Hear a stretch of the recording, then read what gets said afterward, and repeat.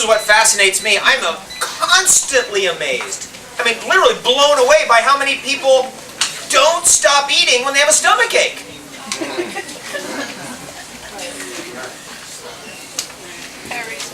I mean, whoa. So were you saying Kyolic is the best brand? Kyolic is the best aged garlic extract brand out there. Now, so garlic is, let's say you are in a situation like that, let's say you do have an ulcer, aged garlic extracts. Because they're not, that sulfur oil has been removed. So it doesn't have an abrasive quality or an irritating quality. But do you think the garlic will kill, because you said garlic kills everything, will it kill the good bacteria also? Yeah, I can. Garlic is like a neutron bomb. And that's why you take garlic kind of like 3 times a week. And then if you want really all the immune system properties of garlic daily, then you do the aged garlic extracts. That's how you would do it. Now let me just add one more herb in the whole cornucopia of herbs we've been talking about. Because we've been talking a little bit about Chinese herbs and South American herbs and Ayurvedic herbs from India and North American herbs.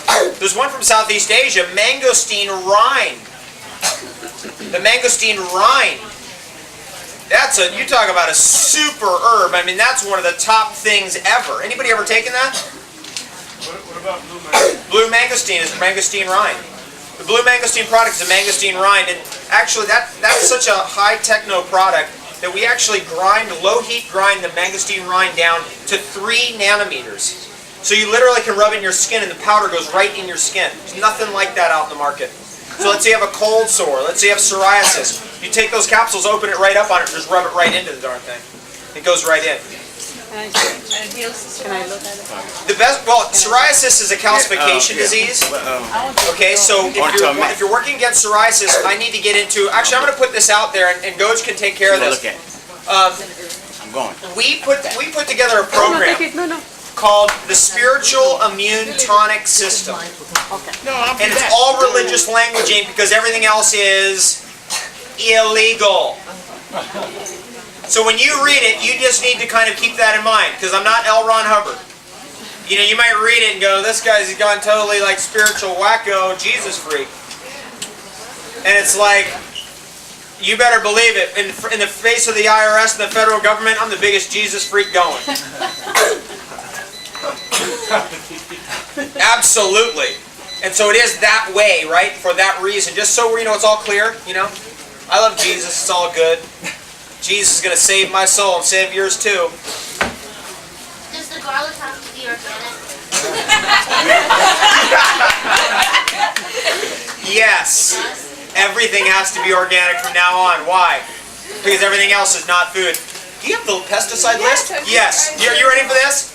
Okay, that's enough herbs. That's I think about 10 herbs. But I'm gonna just thank you. Let's give a hand to Super Goji Girl. She's a raw food superhero.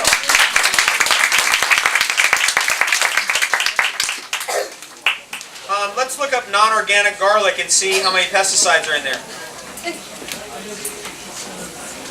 Well, before we can get there, this is the list. Food and Drug Administration study. Total diet study. Year was September 2000. This used to be on the internet. They took it off. I wonder why. Listing every pesticide residue found in every major food. In some cases, there was, like for example, 66 batches of lima beans were studied, 20 batches of green peas were studied, 259 batches of peanut butter was studied, and here's what was found in them. This is non-organic food. You ready to hear what's in it? Peanut butter. Just simple peanut butter. 1,1,1-trichloroethane, pesticide. 1,2,4-trimethylbenzene, benzene, BHC, bromodichloromethane, carbon tetrachloride, chloroform, chloropyrrose, DDE, dichloran, dieldrin, endosulfan sulfate, ethylbenzene, phenitrophion, hexachlorobenzene, malathion, methoxychlor, pentachloroaniline, pentachlorobenzene, pentachlorophenylmethyl ether, pentachlorophenylmethyl sulfide, pyrimethose methyl, propylbenzene, quintazine, styrene, toluene, toxaphene, trichloroethylene, xylene M, xylene P, and xylene O. Should I go on? Let me just read one more. Apple pie. Ready to hear what's in Mom's conventionally grown pesticide sprayed apple pie?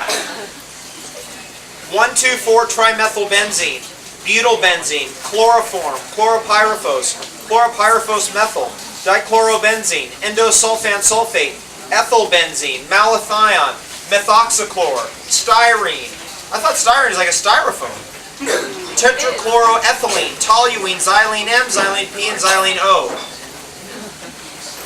You want another one? Okay. That's out of their own mouth. That's out of their own mouth.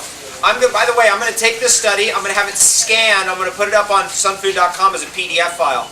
So you can be able to down it. Yeah, we're going to get that done this week. How about the garlic? What's that? The garlic. Oh, the garlic. What about the garlic? Non-organic garlic, what's in it? Yeah, I gotta find it. See, it's not alphabetical. That's a problem. It's in here though. I mean, you don't even want to know what's on a cucumber. I could get into it. All right. Now we've done the superfoods, the herbs. If you throw in a little fresh vegetable juice in on top of that, it's going to be the best ever. Now, is there any questions about what we've been talking about so far? Question over here. On the green stuff from the ocean, is there a problem with contamination from the ocean, like the mercury and stuff like that?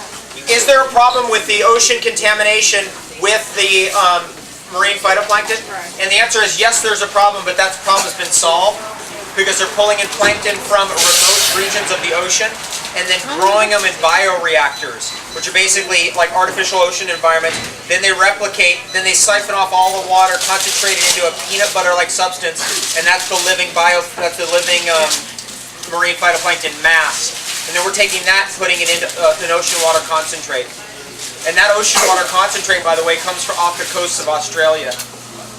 So that's about as clean as it can get. Now you got to remember, every time you're walking down a street, you're breathing in nanoparticles of rubber that are being put out by every vehicle, right? All that little particleized rubber, which is probably 100 times more toxic than anything in the middle of the ocean. So just, Is that true with spirulina too? spirulina is grown in a controlled environment, so it doesn't have contaminants. The best spirulina in the world, in my opinion, comes out of the Big Island of Hawaii, and it's Nutrex spirulina, and they use ocean water that they pull up from 2,000 feet below the sea. Just one other question. I've heard lately they're recommending, like the conventional, strontium for the bone density. Do you know anything about that? They're recommending strontium for bone density, and the answer is yeah, I've heard a little bit about that, and I've heard people say that it works. And strontium can be radioactive and becomes radioactive, so you've got to be very careful with strontium.